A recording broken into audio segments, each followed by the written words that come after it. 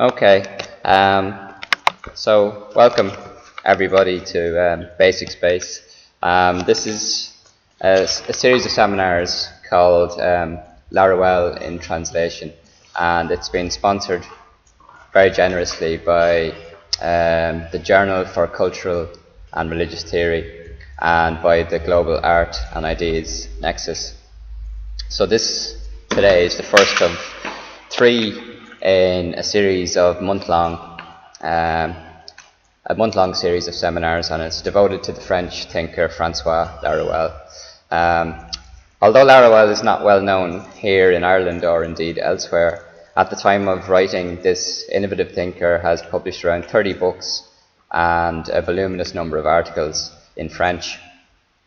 It would be no exaggeration to say that it was the translation of his book Future Christ, A Lesson in Heresy by Anthony Paul Smith, which helped to bring Laruelle's writing to a wider Anglophone audience. And since the publication of Future Christ in 2010, there's been a flurry of translations of Laruelle's texts by a range of his translators, including Anthony, Drew Burke, Rocco Gangle, Robin Mackay, Nicola Rubchak, Taylor Adkins, among others. And as is often the case, the translators of a thinker are often the best explicators of their work, and Laruelle's translators are no exception. We need only mention Ray Brassier's chapter in Nihil Unbound, Anthony's book A Non-Philosophical Theory of Nature, Ecologies of Thought, and Rocco Gangle's Guide to Philosophies of Difference. So we're very fortunate that here in Dublin over the next month we have three of Laruelle's translators and commentators with us to navigate us through the difficult terrain of his non-philosophical corpus, his many neologisms, his many concepts, and also his difficult syntax. Laruelle is the originator of what is called non-philosophy, or more recently, non-standard philosophy, which is essentially the fusion or radical unification of philosophy and science. The non in non-philosophy, as Laruelle has been at pains to point out over the last 4 decades, should not be understood as a negative. Rather, non-philosophy is, as Laruelle says, the operation of science upon philosophical material and at the same time its result. Perhaps one of the reasons for Laruelle's relative obscurity is that the operations of non-philosophy are heretical and subversive, and, he says, in principle unacceptable to philosophy and its codes. But for all that, non-philosophy is produced on the basis of philosophy and those general codes. Non-philosophy bears a family resemblance to philosophy and contains the philosophical genre as a particular case or a limited thought. As Anthony and John Malarkey explain in their wonderful introduction to the collection Laruelle and Non-Philosophy, the non in non-philosophy should be taken, therefore, in terms similar to the meaning of the non in non-Euclidean geometry, being part of a mutation that locates philosophy as one instance in a larger set of theoretical forms. So the non in Laruelle's introduction to Non-Marxism, which is the text we're discussing today, should also be seen in similar terms, not as an anti-Marxism, but a mutation of Marxist thought, or a science of Marxism.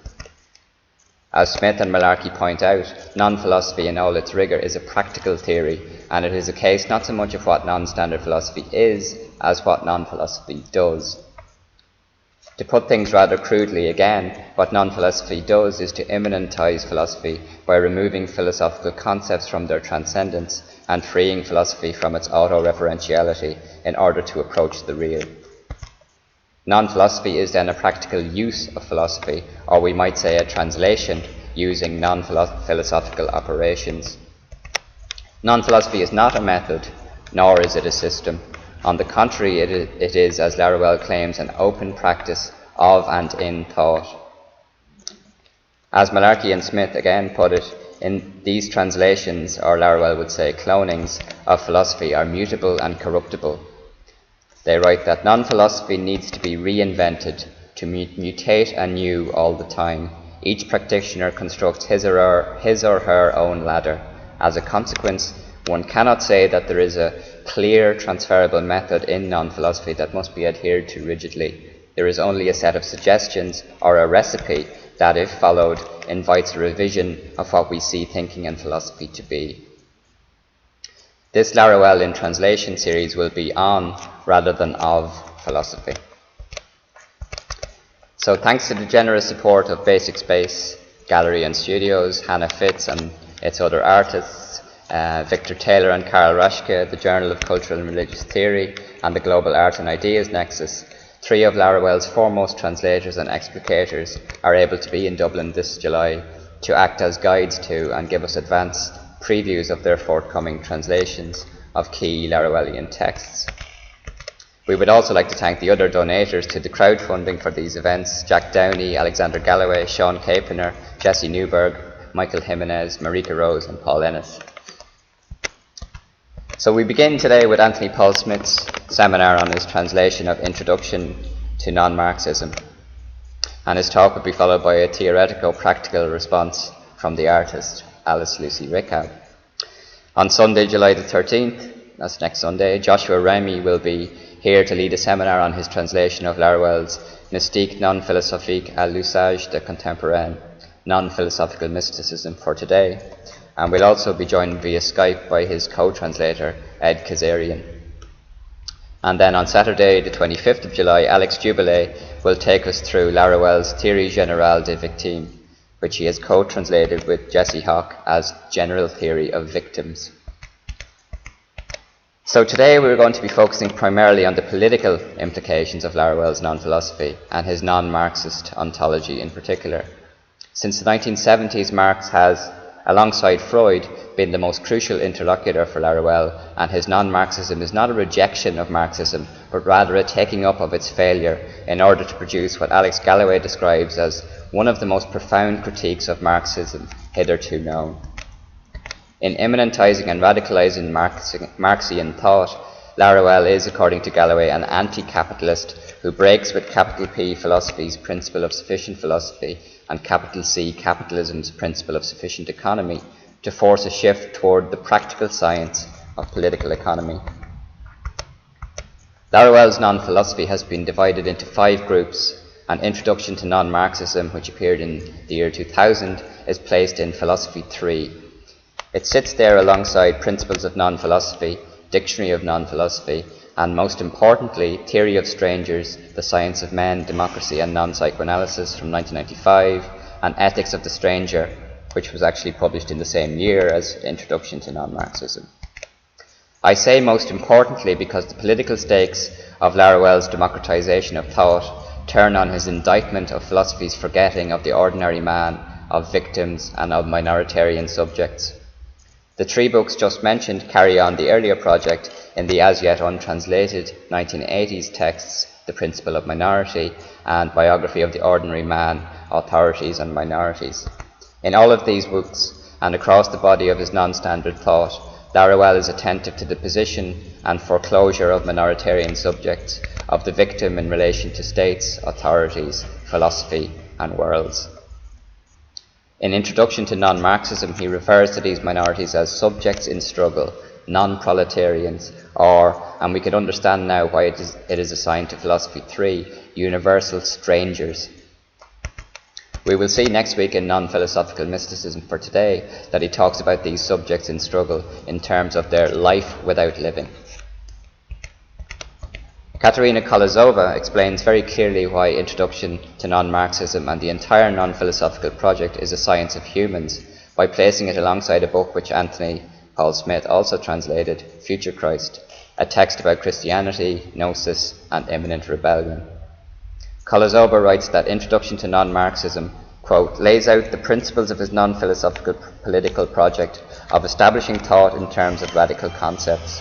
The concerns of this project are chiefly epistemological, or rather they represent another significant contribution to the development of his more general project, that of establishing a science of humans, which he argues should come in the stead of philosophy. Thought in terms of radical concepts, which is what non-Marxism is in its last instance, aims to radicalize Marxism by ridding it of its transcendental constructions, fixed and unmovable, as its unalienable essence. So, if non-philosophy is placed in an heretical posture with respect to the discipline of philosophy, and if philosophy, capitalism and world are synonymous for Laruelle, then the vulnerable subject in struggle, the persecuted human in human, or the man in person, is, as Kolozova says, an heretical stranger, akin to the figure of Christ, in imminent struggle, revolt and rebellion with and for the world. Non-Marxism's mutation for Kolozova lies in its capacity for imminent rebellion and abandoning the authority and auto-justification of philosophy itself. It is not an abandonment of Marxism, but rather a universalization of Marxist objects, a carrying on of, as Laruelle says, the grand classical task of Marxism's philosophical enrichment, using the conjuncture of failure to discover and invent, to produce a new thought, invent new kinds of relations to politics, to history, to philosophy, and in fact to the world. Friendship, we might say, is an untranslatable, but I am lucky enough to count both of today's speakers as my friends. Anthony Paul Smith is, as I have already said, a well-known translator of Laruelle's texts, including Future Christ, Struggle and Utopia at the End Times of Philosophy with Drew Burke, Principles of Non-Philosophy with Nicola Rubček, as well as the forthcoming, later this year, Introduction to Non-Marxism, which is coming out with Burke's Univocal Publishing, and Intellectuals and Power, which is coming out in November with Polity. As well as a translator of Laruelle, Anthony has collected the essays in the aforementioned Laruelle and Non-Philosophy, and has 2 books on Laruelle in the works, one introducing Laruelle's thought, which is called François Laruelle, A Stranger Thought, and the other, A Reader's Guide to Principles of Non-Philosophy. Anthony is, to my mind, the most pellucid explicator of Laruelle's thought, and he does so in a way which extends and mutates non-philosophy. His book on a non-philosophical ecology is a magisterial example of his own originality, heresy, and creativity as a thinker. Alice Rekab is a visual artist who lives and works in London, where she's undertaking a PhD on Laruelle under the guidance of John Malarkey. Her artistic work explores the affective dynamics between subjects and objects of attraction, examining the performative, the mimetic, the amateur, the viral, and the regional. In her theoretical work, which is, like Laruelle's, practical and performative, she seeks to develop an experimental non-art in order to reformulate the methods, activities, and approaches necessary to test the abstract as the real through practice. As Paul Ennis says in a beautiful review of her solo show, Vector Attractor, Rekab's practice is of immense importance for non-art, since the basic thrust of non-philosophy is to insist on the irreducible, finite, and singular human. For me, that is for Paul Ennis, Rekab's theoretical leaning toward Laruelle nonetheless has a hint of heresy to it. We are dealing with, I suspect, singularity as not just precious, but precarious. Alice has made a short film for us, which will follow, or as Laruelle might say, superpose on Anthony's talk. So now I'm going to hand over to Anthony Paul Smith.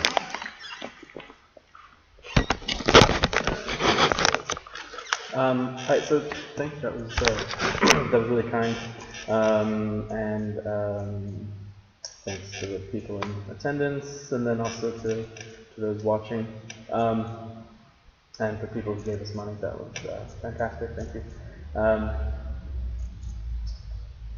So I'm gonna say some things that I've prepared, and then I want to kind of look through the text and do this kind of seminar style a little bit, where we'll read a sentence and then I'll try to unpack it or make some connections. But I'll spend some time sort of trying to put this book in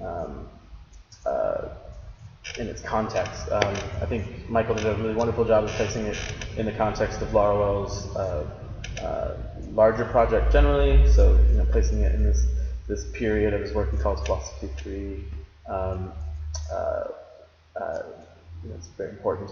But instead of looking at where it fits in that work, we're going to try to look at where it fits within the kind of contemporary situation of European philosophers returning to Marxism and communist thought, and what that means and how Laruelle kind of differs from them. So I think that Laruelle's introduction to non-Marxism begins with the question, what would it mean to begin in failure? And to actually begin without any implicit teleology of hope or a theodicy with which to explain the pile of corpses whose production, we're told, are necessary for the construction of the future. Marxism is both, Laruelle tells us, the right philosophy for the emancipation of human beings, emancipation specifically from the world constructed by capitalism, and Marxism is also a massive failure on a planetary scale. And this failure, Laruelle tells us in the draft translation we're looking at today, this failure is part and parcel of the failure of the world, which he always capitalizes, the W of world, as constructed by capital and philosophy, two authoritarian forms of thought. So for Laruelle, two forms of thought that ultimately cast themselves into everything they come in contact with. Constantly look at something and turn it into a mirror with which to gaze at itself. So Marxism, Laruelle says, is simply not anti-capitalist enough. And Alex Galloway's essay in Laruelle and Non-Philosophy, the edited volume of Edinburgh, really is the best piece for looking at the way that Laruelle is an anti-capitalist. The title is Laruelle, Anti-Capitalist. And his critique of Marxism then is not going to be the usual critique you find in after the midst of the failure of Marxism in French philosophy. So in the draft translation, he refers to all the deserters of Marxism, the runaways. For an Anglophone audience, that might be kind of oblique. So I'm thinking of the first couple pages for those who are able to read it before coming today. Those references might be really unclear to who he's referring to, but he's mostly thinking of this group of philosophers named the Nouvelle Philosophes. So the most famous of whom is Bernard-Henri Lévy, who, I don't know if he's more famous for not buttoning his shirts or for convincing France to bomb Libya, but that's his role in French society. He's a liberal interventionist, and he became a very classical liberal after kind of flirtation with radical politics during the 60s. And so that's who he's talking about when he talks about the other deserters. And for Laruelle, he's not going to come at a criticism of Marxism from this liberal perspective or from a more conservative perspective, like some of the other deserters, like Luc Ferry, who was education minister for a number of years, or some others who have in France kind of gone to the center right from formerly being like Maoists and all sorts of things. Laruelle's criticism is actually going to come, he thinks, from a kind of more leftward position, a more kind of radical leftward position that is ultimately rooted in this absolute, I mean, it's kind of strange for a heretic like Laruelle, but an absolute piety with regards to the human person, though we'd have to obviously to unpack what that means. We have to unpack what person might mean there, what human might mean, because for him it's just any body, and I mean that as any body. He constantly, when he returns to Marx, one of the big things he's very concerned with is, Marx recognizes that one's means of existence have to be absolutely protected, rather than the human person being something you can kind of throw on the fire to stoke the engine of production. The human is the only thing whose existence matters. The existence of capital does not matter, ultimately, for Laruelle. So he's coming at it from a left position, but a left position that's rooted in this sort of almost kind of like a Levinasian respect for the other sort of thing, but that's more radical than thinking about the other, because it's thinking about the stranger that your body is to you as a projection in the world. The way that you the way that you as a human being, you're mediated by all sorts of names for you. So like, Michael edits stuff at Punctum Books, and so that puts him in a complex relationship with other people where he's the editor, he's this, or he has a partner, and so that mediates his identity. And what Laruelle, when he's talking about you, he's like, well, all of that stuff is sort of a projection. It comes out of a base identity, the human inhuman that you are.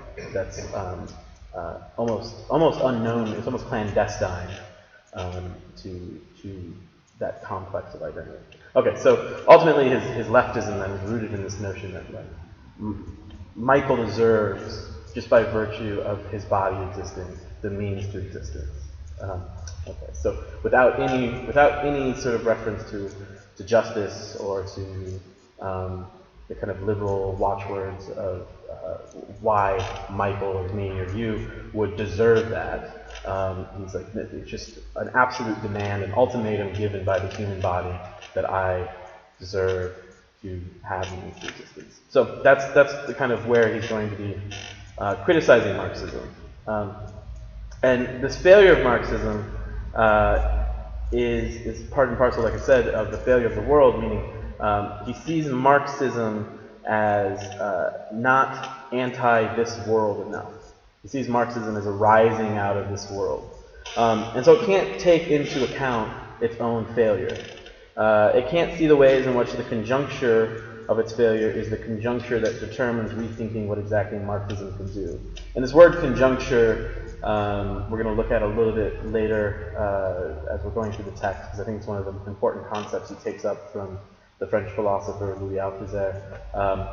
And it translates, the French word is basically conjuncture, so it's a kind of, the English translation pretty much mirrors it. A more idiomatic translation would just be situation, but because it's translated as conjuncture in the Althusser translations, and that's who Larell's drawing on, we've stuck with that. There's some other ways you could translate it that would sound a little bit less strange. At least, maybe it doesn't sound strange to European ears, but in America, when I would show this translation, they would point out that that sounded strange to them, whereas situation made more sense immediately. But we'll talk about why maybe conjuncture is a good term in English to use there. So to situate the kind of book where I see it entering into, allow me a kind of cynical overview of our own contemporary situation or conjuncture.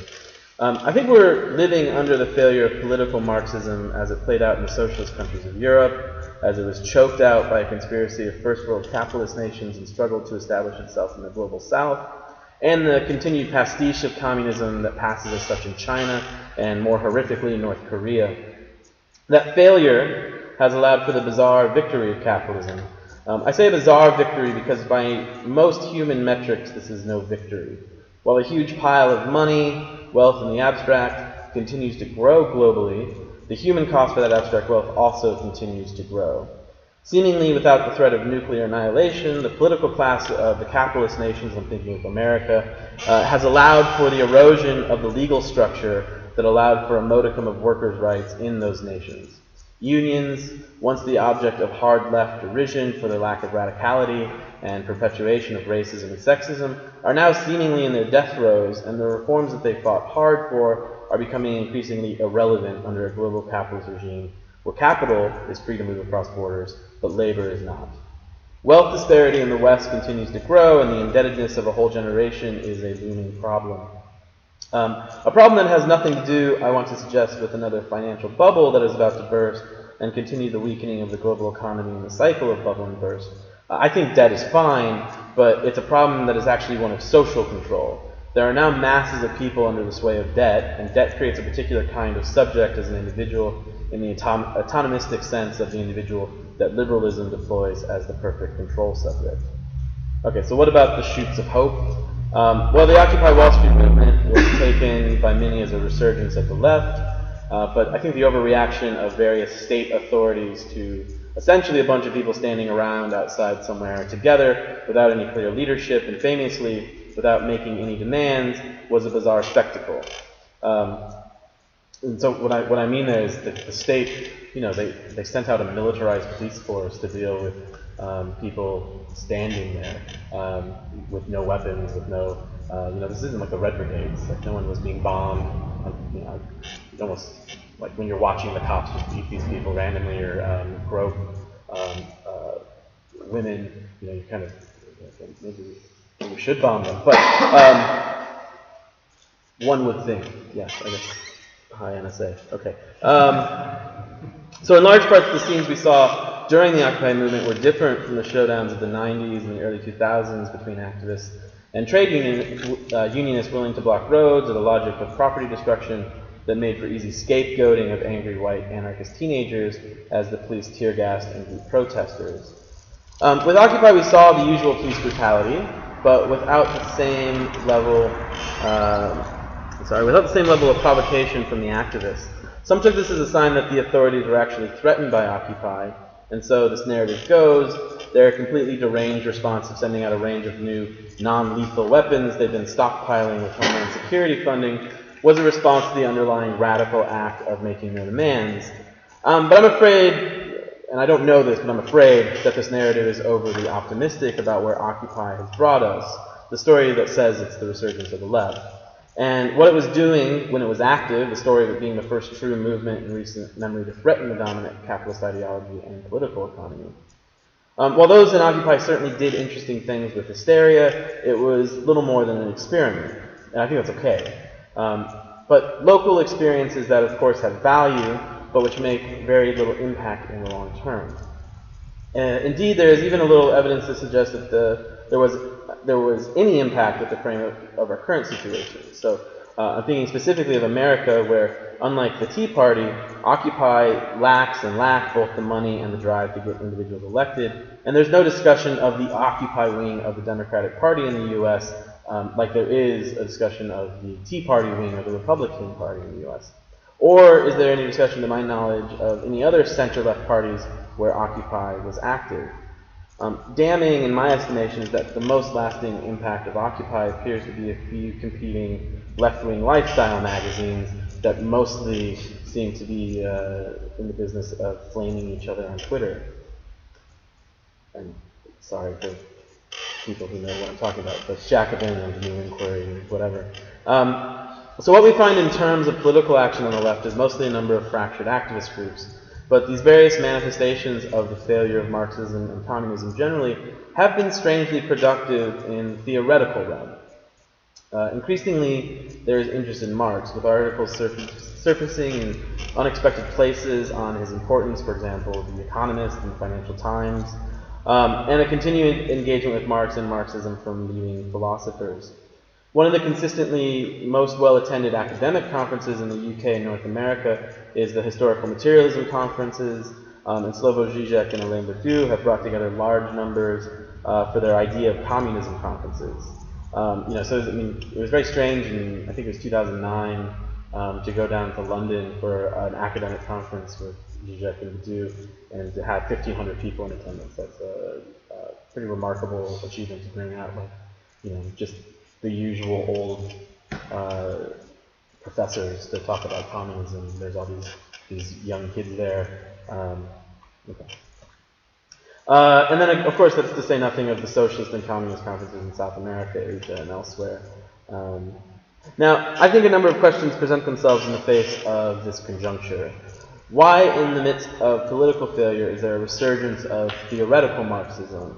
What are we to make of the failure of Marxism? Does its failure require we abandon Marxism to the trash heap of history? What do we make of the fractured nature of Marxism, separating it as we can between paleo and neo-Marxisms, to say nothing of the further separation we could make between socialism and communism, like Antonio Negri does, or Marxism and communism more generally, like Alain Badiou does? These are questions that François Laruelle addresses in Introduction to Non-Marxism, which was originally published in 2000, so kind of the end of the anti-globalization movement. And it's going to appear in English, like Michael said, in the fall with Universal Publishing out of Minneapolis. But his interest in engaging with Marxism and thinking through problems in radical politics and ethics is present in his earliest works up through his most recent. And I think it's really important to understand that non-philosophy is this project that Laruelle takes up, and it's incredibly abstract and renowned for its difficulty, and people question whether or not it's even worth looking at this. It begins with a kind of political impetus. Like his earliest works are on political philosophy. So what I want to do today is essentially situate Laruelle's interest in Marxism by unpacking its importance generally for the project of non-philosophy, and then look at just a couple concepts that we can see in the text.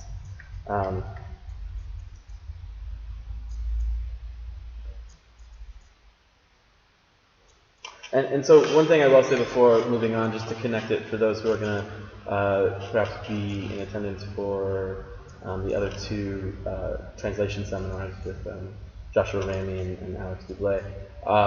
You know, the translation that Alex Dubilet and Jesse Hawk did on victims connects very expressly to this text on the introduction of non-Marxism. So for Laruelle, you can't think Marxism without thinking its failure. For Laruelle, you also can't think history or society without actually thinking that from the perspective of the victim primarily. And what he means by victim, I think Alex will unpack a little bit more, but if we want to talk about that in the kind of back and forth at the end, I think that might be interesting. Because he's not playing this kind of game of, you know, how oppressed are you, and then you kind of trade your oppressions and try to figure out who's like the worst off. It would be kind of silly for a full professor in France to do that. I mean, he was part of a Calvinist minority, but in the spectrum of oppressions in the world, that's not that big of a deal. His idea of victimhood is he would say it's more transcendental. It's about the kind of condition for our experience of each other. It's about the fact that in our justice system, for example, the convertibility of victim and whoever has been whoever has assaulted or committed some kind of crime against that victim is reversible, because you can think very clearly of the American justice system for this, but I think it probably works in Europe, where the victimizer becomes a victim in the justice system, and this sort of reversibility, he thinks, is part and parcel of a kind of rot, a kind of authoritarian rot in the system, which doesn't even allow us to think the victim. It kind of it victimizes twice, because you have the original victim and then you have a new victim who the punishment is to make that person the same as the person who they victimized. And so he actually tries to think this sort of general victim, which is why it's called general theory victims. And so in part, to think the failure of Marxism, though, is to think from the perspective of the victims of Marxism. And we could think of that as both the victims in the sense of those who are currently in the gulags in North Korea, but also the victims of the people who were failed by it. You and I, in a certain sense, like, well, this was supposed to be the emancipatory logic of the world, and yet clearly everything is still pretty shit, to put it bluntly. So in a certain sense, like, what does it mean to exist in this space where we've been failed by our own theory? Okay. So why is Marxism just generally important for Laruelle's philosophy? It's going to be very different than what you find in contemporary continental philosophy generally, and the multiplicity of discourses that continental philosophy indexes. There you find a game played about who is the most radical, with those taken to be insufficiently radical despite their engagement in use of Marx or within communist politics. They're denigrated and rejected under various labels, democratic materialists, potato fascists, the reading material stockbrokers on the subway, feminist deviation, post-colonial neoliberals, ultra-left infants, Leninist statists, etc. And these are all actual kind of slurs that Marxists will throw around at each other. While many of these labels have come from the pen of Alain Badiou, it is his description of the communist hypothesis that perhaps best captures the continued theoretical interest in communism when he writes, and this is a kind of long quotation, but I think it captures what has been so attractive theoretically to contemporary continental philosophers. He writes, "Communism is the right hypothesis. Indeed, there is no other, or at least I am not aware of one. All those who abandon this hypothesis immediately resign themselves to the market economy, to parliamentary democracy, to a form of state suited to capitalism, and to the inevitable and natural character of the most monstrous inequalities. After saying, he says, after saying that the term communist should not be confused with the communist parties or the oxymoronic communist states, Badiou continues on saying, in its generic sense, communist means, first of all, in a negative sense, as we can read in its canonical text, the Communist Manifesto, that the logic of classes, of the fundamental subordination of people who actually work for a dominant class, can be overcome. This arrangement, which has been that of history ever since antiquity, is not inevitable. The communist hypothesis is that a different collective organization is practicable, one that will eliminate the inequality of wealth and even the division of labor. Every individual will be a multi-purpose worker, and particular people will circulate between manual and intellectual work, as well as between town and country. The private appropriation of monstrous fortunes and their transmission by inheritance will disappear. The existence of a coercive state, separate from civil society, with its military and police, will no longer seem a self-evident necessity. There will be, Marx tells us, and he saw this point as his major contribution, after a brief sequence of proletarian dictatorship charged with destroying the remains of the old world, a long sequence of reorganization on the basis of a free association of producers and creators, which will make possible a withering away of the state. Communism as such only denotes this very general set of intellectual representations. This set is the horizon of any initiative, however local and limited in time it may be, that breaks with the order of established opinion, the necessity of inequalities, and the state instrument for protecting these, and composes a fragment of a politics of emancipation. In other words, communism is what Kant called an idea, with a regulatory function rather than a program. Okay. So, in this long quote, Badiou does his best to demystify the messianic aspect of communism here. He names all of those attempts to overthrow the old order a certain hypothesis, a scientific concept, that is ultimately a Kantian regulative ideal, a philosophical concept. But risking Badiou's ire, we could name the continued interest in communism and Marxism as an instance of the messianic impulse in creation. The attempt to overthrow what is because we see that it could be otherwise. Much of this resonates with Laruelle's own project of non-philosophy. We could even see within it an instance of the communist hypothesis within thought.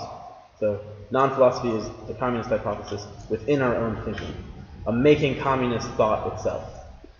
This is what he says with regard to democracy in places like Principles of Non-Philosophy, where the concept of the democracy of thought is worked out in detail. And for people who don't know Laruelle, he writes democracy of thought with these annoying dashes and parentheses to suspend the of. So what he's trying to say is thought that is really democratic in itself. Rather than thinking of thought as separate from the democracy, it participates in the democracy. It is formed by a democratic form of life. In a recent short text, Laruelle marks an equivalency between his long-standing theory of democracy of thought and a communism of thought. He writes there, the democracy of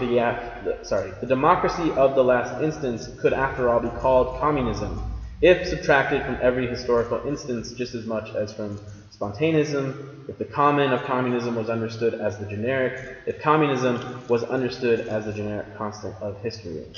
Okay.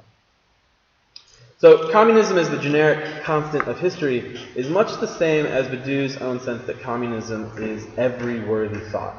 The difference, however, between Laruelle and Badiou on this is that Laruelle argues that our systems of thinking must be transformed by this experience. That philosophy, including communist philosophy like Marxism, must be subject to this communism of thought as the productive engine, or what we could call the thought power or force of thought, depending on how we wanted to translate the French force de travail to resonate with force de penser.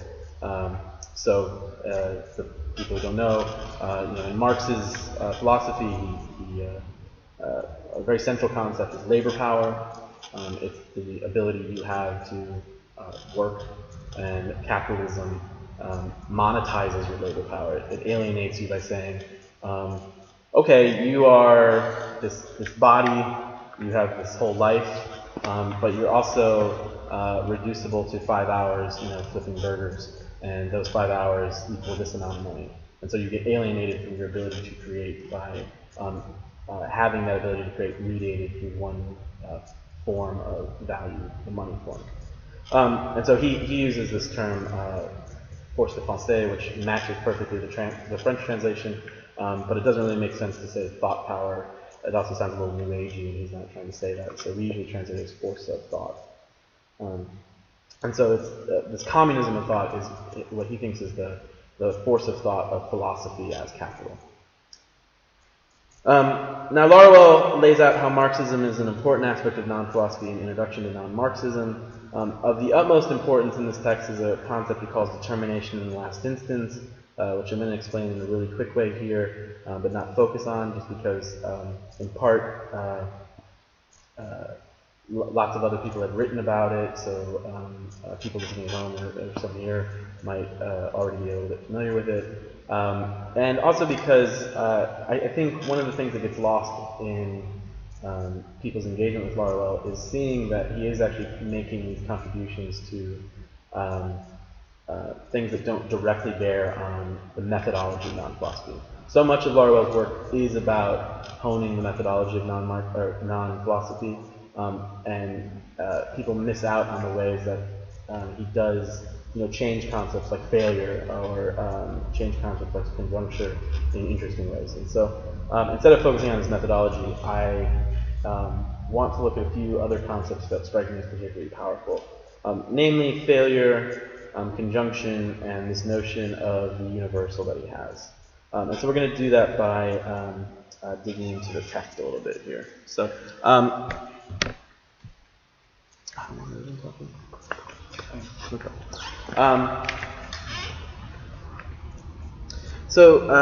I realize not everyone's read this text or has it with them. I suppose we could put these up online for people if they want to look. But on page 1, he begins by talking about failure. And he writes this kind of enigmatic sentence. On the other hand, strictly speaking, there must be a single cause of the last instance for this failure, the failure of Marxism. So there's a single cause, ultimately, for the failure of Marxism. From this point of view, it is impossible to declare anything rigorously or stable regarding this supposed failure, outside of its radical inclusion in the conjuncture, the concept of what it modifies.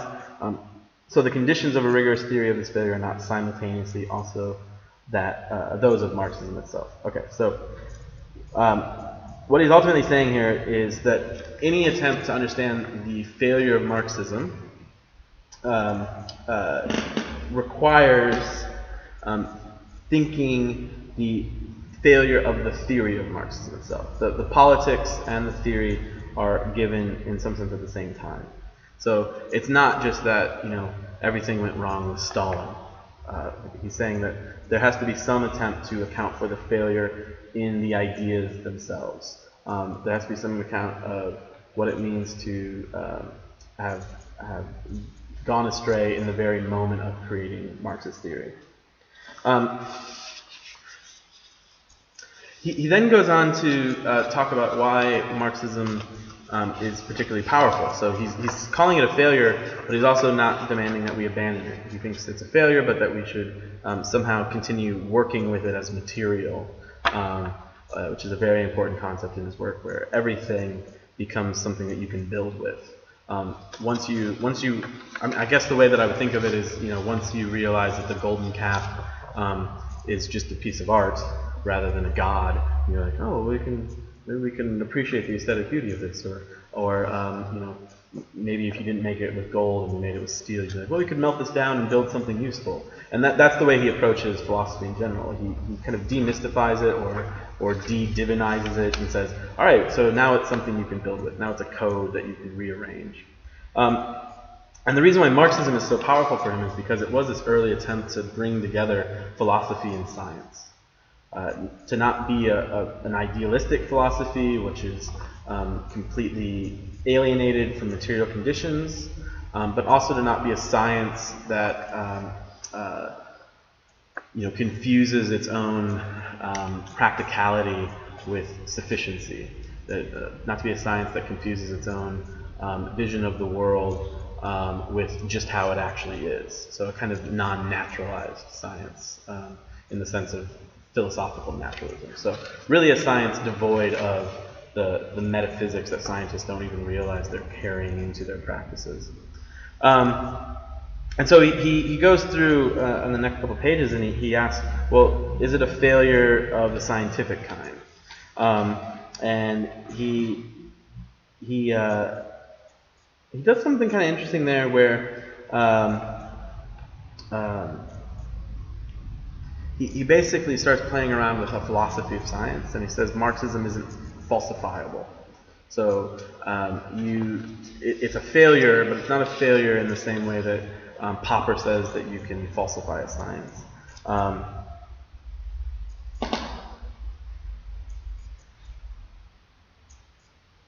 Which suggests that there's a kind of aspect to Marxism that escapes the kind of metaphysical aspect of science.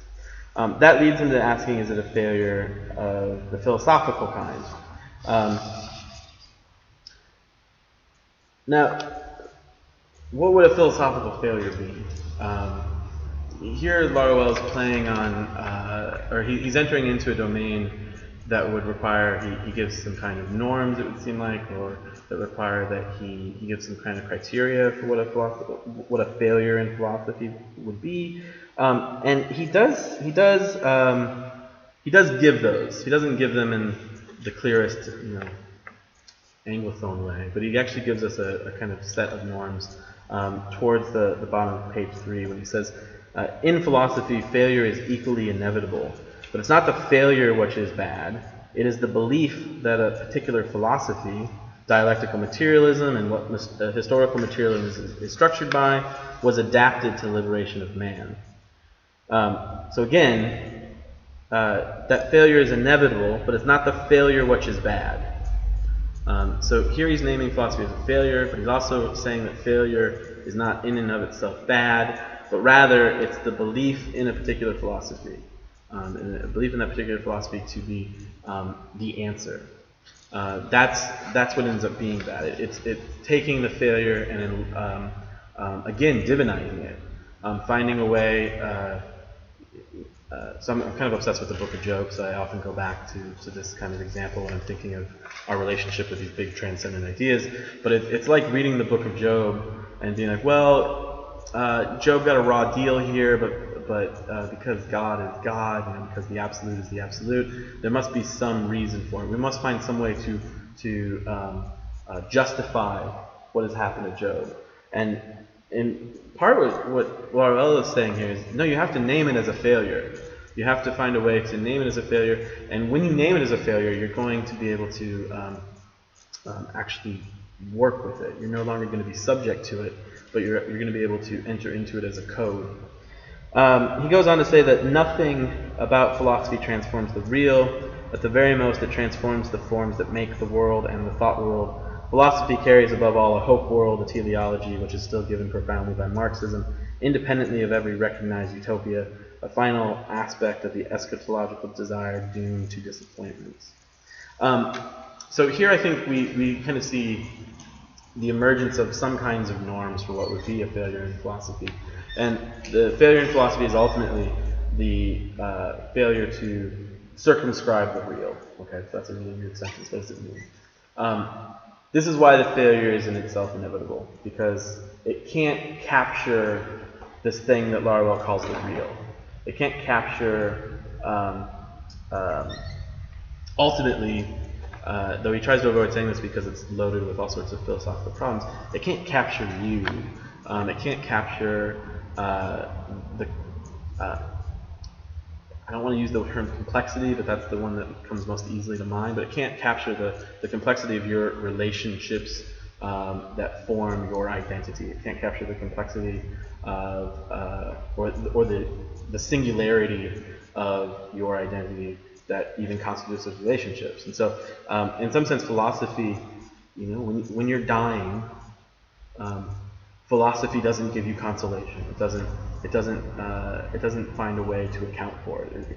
It can't figure out, it can't say why you love. It might be able to try to think it, but usually, and this is very true if you've ever read Philosophers on Love. Usually, you're reading This is clearly a failure, and so even this kind of very fundamental human experience is something philosophy can't grasp. And so ultimately, this fact that philosophy can't capture the human is why it's doomed to failure. And I think in the history of philosophy, like this sounds like a very hippie statement, but in the history of philosophy, if you look at the way philosophers have tried to capture the human, they do so by always tearing away some aspect of what it means to be human. So, Plato's like, well, it's a featherless biped. That's not a great definition. Aristotle says rational animal. And so suddenly, like the animality part, I think, a lot of post-humanists would be good with. But suddenly it's like, well, what makes you human is you're rational. And then we have a bunch of people in the world who are like, well, maybe they're not rational, and so they're not full people, and but they have human bodies, and so they might be really good at doing work. We don't have to feel guilty about it. Or you could go on up through, even the French Revolution, that this kind of beautiful moment of human emancipation. The way it sees the human says, well, you have to be this kind of human. You have to speak French. So one of the sort of greatest crimes of the French Revolution. This is a weird thing to say on tape, but one of the greatest crimes of the French Revolution is that it said everyone within these borders has to speak French to be a citizen. And so it starts to break down other bonds that existed that were part of these people's lives. And so every time philosophy and philosophy in politics tries to capture the human, it does so through great violence. And that's the inherent failure of philosophy for Larell. Okay. Then we have this concept of the conjuncture. And I don't know, I'm curious what you guys would have to say in the Q&A about using this term. For a long time when I was translating the text, I really wanted to translate this as situation, just because, like I was saying earlier, I feel like it makes more immediate sense. But it doesn't work insofar as he's clearly drawing on philosophers that came before him, where this term has a history and has, for people who study Marxist philosophy, has an immediate sense for them.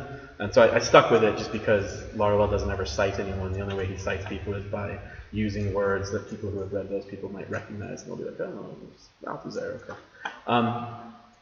But this notion of a conjuncture comes from Althusser, and in Ben Brewster's glossary of terms in Althusser, he was one of the main translators in the 60s of Althusser. He defines conjuncture as the central concept of the Marxist science of politics. See Lenin's present moment. It denotes the exact balance of forces, state of overdetermination, of the contradictions at any given moment in which political tactics must be applied. Okay, so essentially a conjuncture, we could probably think of an example, like an Occupy example. So you have a park, that would be part of the conjuncture. You have a certain class of individuals who, through unemployment, inability to find a job because of the present economic conditions, through an education system that has, as a consequence of trying to get more and more students, continues to bring people from contexts where they wouldn't have a higher education into that group, which produces people who, through their experiences in the education system, become more dissatisfied with the world because they read people like Marx, for example. So that would be part of the conjuncture. You would have, technology. So the fact that you can organize this by just putting something on Twitter, which is how Occupy began.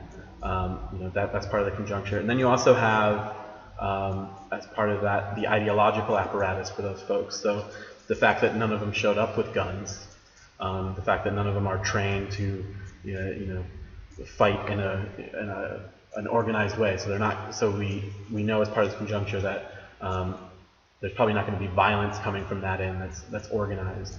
You also have part of that ideological conjuncture, a certain kind of valorization of nonviolence, through, especially in the American context, where, Martin Luther King is held up as a kind of constant example for people like, well, if you're going to resist, you have to resist by getting, hit, and which usually works out better for the cops anyway. But so that's part of the conjuncture as well. And then on the other, so that's one set of forces that we, very quickly sketched out there. And then on the other side, you'd have the cops. You'd have, part of that conjuncture would obviously, there'd be class issues there, there'd be education issues there, there'd be,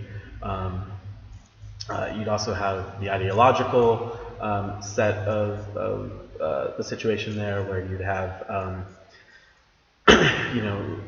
post 9/11 terror laws, which allow the cops to have this immense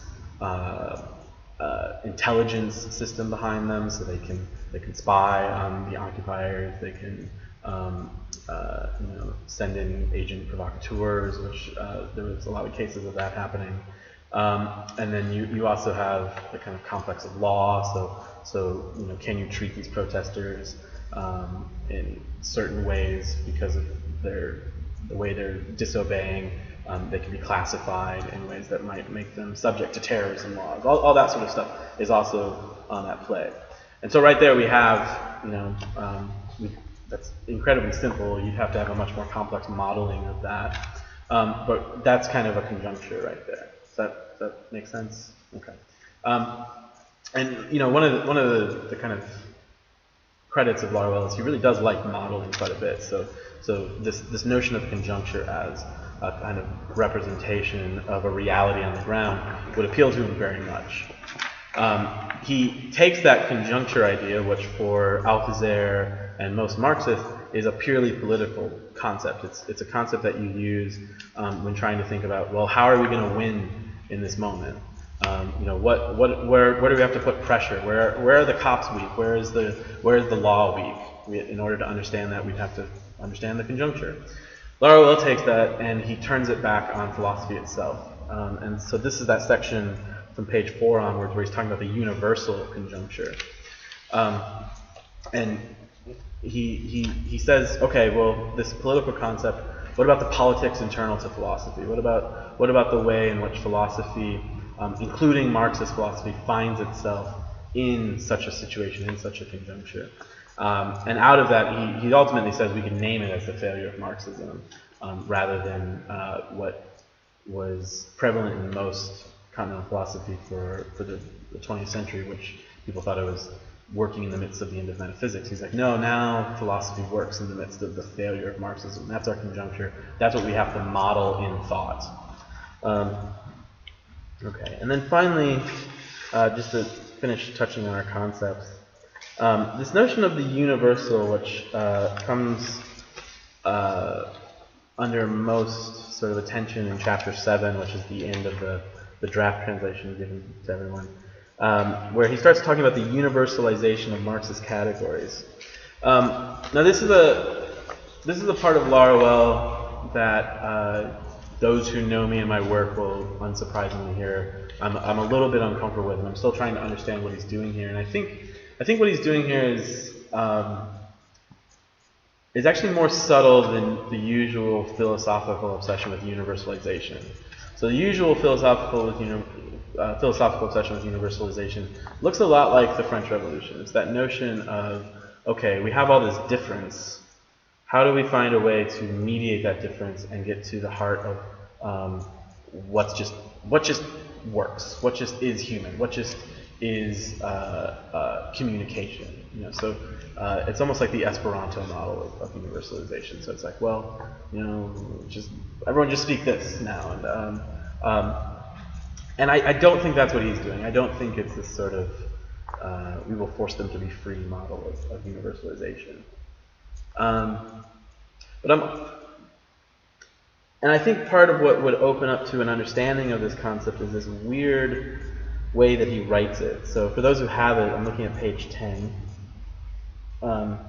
And I will say for those interested in the like techniques of translation, all of these weird little graphemes that he does throughout his text is really annoying because of autocorrect now. So like on the new OS for Apple products, the same sort of autocorrect thing that happens on your phone happens when you're typing.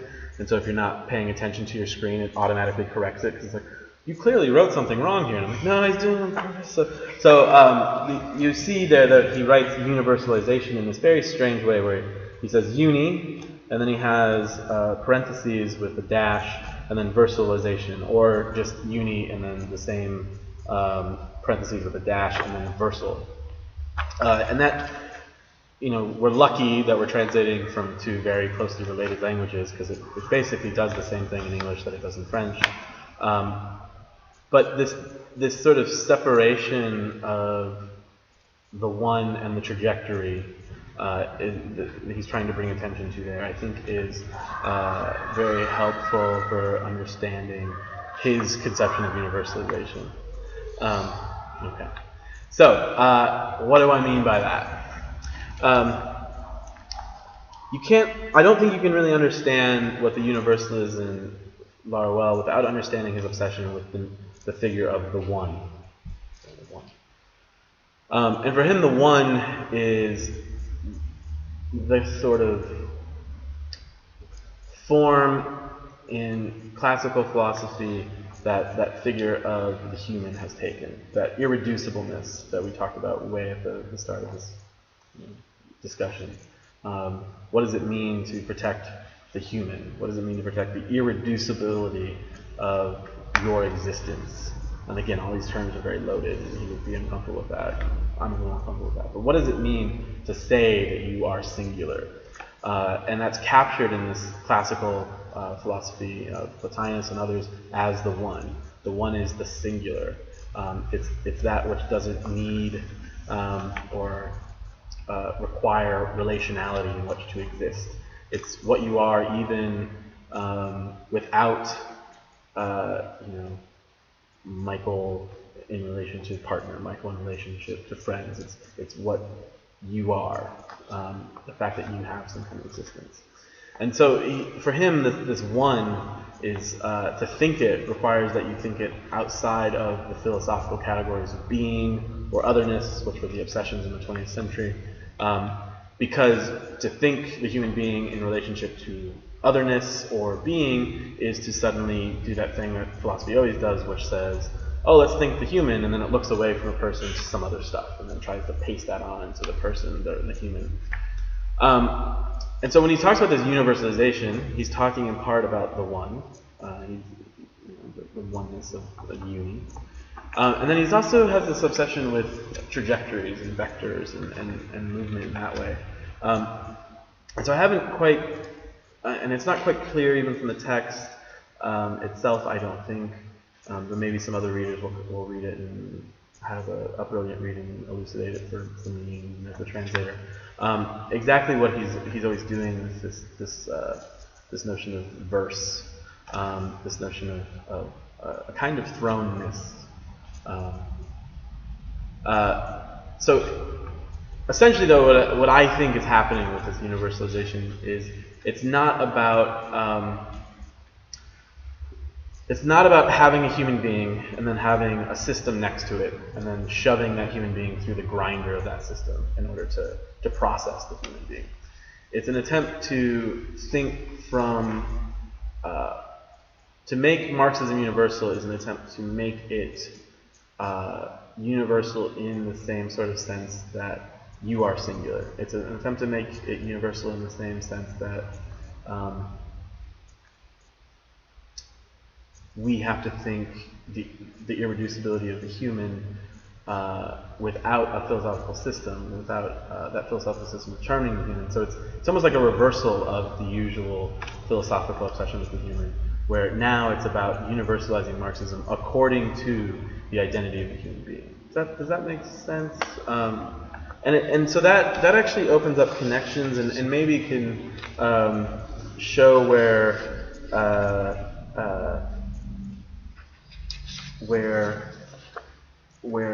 Laruelle might be of use to sort of some of the dead ends in post-colonial theory or queer studies or whatever, where he is trying to think identity in a very explicit way, but he's trying to think identity in an explicit way that doesn't get bogged down in sort of those empirical problems again of like who's most oppressed or who's whatever, and it does so in a really rigorous philosophical way that I think is untapped, and it's partly untapped just because Laruelle himself is so abstract that it's not clear that like a queer theorist would be like, oh, this is really helpful to me, except for Michael, who's written a paper on this.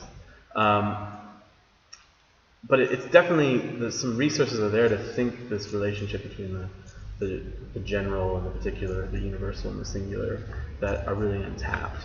But also, whenever he uses these concepts, and this is where my uncomfortable, so that's why I think it's useful. But why I'm kind of uncomfortable with it is because he still, whenever he takes up a philosophical concept, he still retains some aspect of the philosophicalness of it. And so he does think of the universal also in the normal philosophical way of that machine that everything gets shoved through and molded by. And maybe to help with my anxiety, he shows that capitalism is the universal. So rather than trying to think of the universal as something that comes along abstractly in some Platonic way, he's like, well, what's the actual universal condition for thought today? Capitalism. So we also have to deal with that philosophical residue of the universal way. He's quite right too. Like, we could even think of this seminar. We couldn't make it happen without money, so we had to go panhandle. We had to enter into the economy. We had to pay airlines to fly us here, and so we had to enter into that economy and submit to it. But this concept of the universal, though, I think it's one of the ones that I'm hoping other people come along and help me kind of think through in this work. Okay, and I think one last word, and then pass it over to Alice. So one of the ways that this universal plays itself out is in this kind of pun that runs throughout Laruelle's work between world and globe, between worldization and globalization. So globalization in the normal sense that we all know after the 90s, where, like I said before, capital, money can move across borders without any sort of checks for the most part, but labor, people, human beings can't. So he always plays on that, but he also always plays on this notion that authoritarian thought, philosophy, and capital is always about kind of englobing people and encompassing them, and creating a global thought, a thought that sort of always returns to itself. So you can think of the shape of the globe, the way that things sort of would play on that, and he's like, when that's what he's trying to get out of. He's trying to get out of this sort of globe as prison cell sort of idea.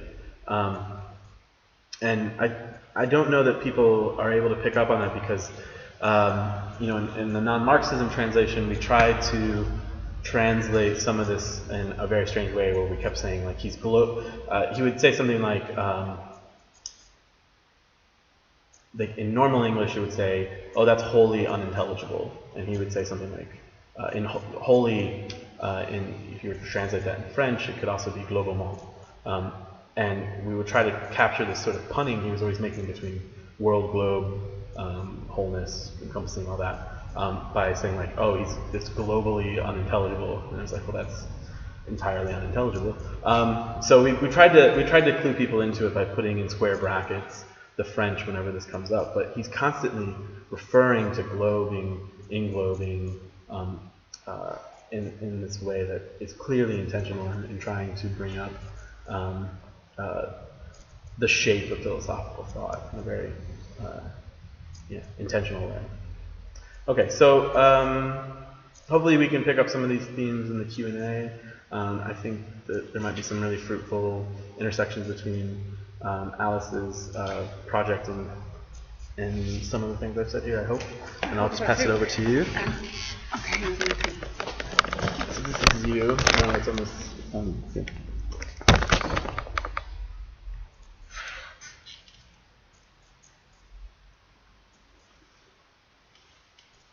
Okay, so I'm a researcher, and I'm going to be showing you a bit of research kind of in the making. So I've just returned from a research trip where I was in Sierra Leone working with a group of performers to try and collaborate and make something happen where our kind of material differences are extremely surface, and try and communicate and work together to make a piece of work. And work through economic differences, work through gender difference, work through race difference, work through language difference, to make something that works for both of us. So there's a lot of about exchange, but also about negotiation primarily. And so this I'm calling Conjuncture on Film, and it's a production of fiction, and indeed a kind of farce through collaboration with artists, actors, objects, and symptoms all acting as material for material in themselves. So just to bring attention to a couple of quotes that I was kind of working from when I was putting this together. So on page 12, I'll just read it for you as well. So a conjuncture is not the way an empiricist takes the object of a historical sort of discipline, but it is an experimental way of taking that object. It is first a mode or a space of philosophical double articulation, rather than an intratemporal determination. It is a structure of mixture, sometimes a knot or chiasmus, where there is necessarily philosophy itself, its invariant essence within every particular determination. The conjuncture form is universal or univocal for every particular case that presents itself with a dominant historical character, but it is universal, qua the identity in the last instance of the conjuncture. So the film you're about to see was produced in an entirely improvised setting, where before we shot it, like in a half-an-hour conversation, myself and People Pekin, the comedian who's performing, who is a comedian and also a rice farmer. That's how he sustains himself, his family, and his dependent. We sat down together and we were holding what I would call a retired sculpture or a failed sculpture that was exhibited at the Project Art Centre in 2012, but never sold as an artwork. It was seen, it was looked at, it was publicised and talked about, but it kind of failed in terms of its kind of capital value. And so we sat down, myself, the visual artist, People Pekin, the performer, the farmer, and the sculptor, holding the sculpture, and started to try and have a conversation about how we could build a story. And talk through this story of like a farmer who's working and finds an unknown but kind of desirable object in his field and takes it home to find that it produces money for nothing, and decides to begin to try and replicate this in clay, and to find that the replica then produces more money than the original. So it's kind of playing with all these ideas of reproduction and also, like, very simply, a story filmed in a location where agricultural labour and community form the only kind of social support for working people, and the only thing that they can hope to continue to sustain them. And so this is like in a country where structural inequality and the other side of capitalism is lived and very, very palpable, and everything is really on the surface. This is one of the reasons why I find it so interesting to work there.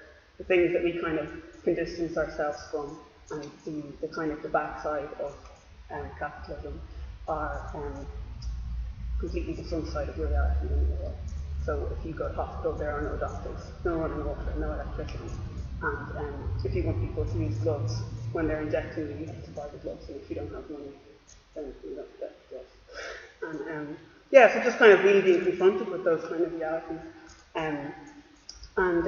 Where I found, so many of the concepts that are kind of very, very abstractly discussed in the textbook and stuff, that you really get a kind of a loose sense of what the human body experiences in that reality. I don't know what I wrote down.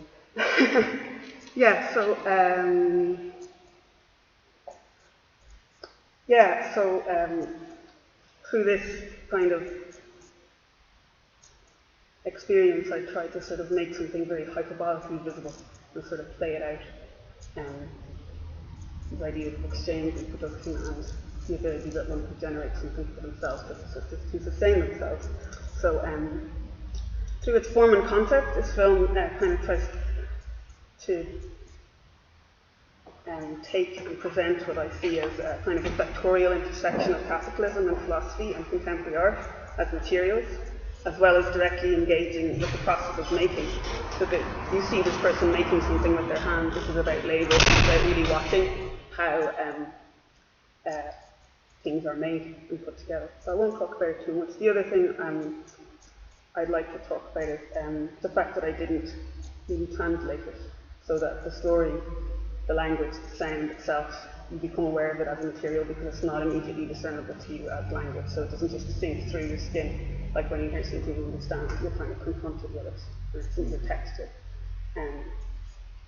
So yeah, making with the hands, human labour and the desire to reproduce value, and it's kind of shamelessly little and slapstick, so we're talking about comedian here, so it's okay to laugh. Okay, so finally just another quote on page 16. So everything comes together here in the in-practice fusion in the last instance of theory and pragmatic, of theory and the subject, of non-proletarian multitudes. Instead, these unitary entities, theory and the workers' movement, must correspond within the object as known, not as it spontaneously gives itself, to the fusion without synthesis, but in the last instance of the two principal aspects of the foreclosure of man, the philosophy form and knowledge and thought, the capital forms in social and economic life. Instead of repeating the prejudices of Marx a philosopher, it is more fruitful to radicalize philosophy and capitalism as universal. Non-Marxism is the universal theory of the world rather than that of the modern world.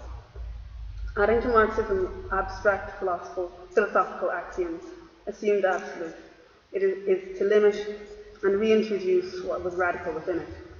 Non-Marxism posits as an object or conjuncture a universal metastructure, capitalism and the essence of philosophy's auto-reflection, but only posits it as a symptom and a model, and subtracts it from its idealist auto-interpretation. If intersections of philosophy and capitalism produce the commodity that is contemporary art, cultural objects that tell us stories of ourselves and of others, perhaps a radicalized non-art of non-Marxist principles would produce fictional objects, universalized through their reduction to the level of a material, acted out or performed on a surface, like symptoms of a human struggle. Okay, so put it on.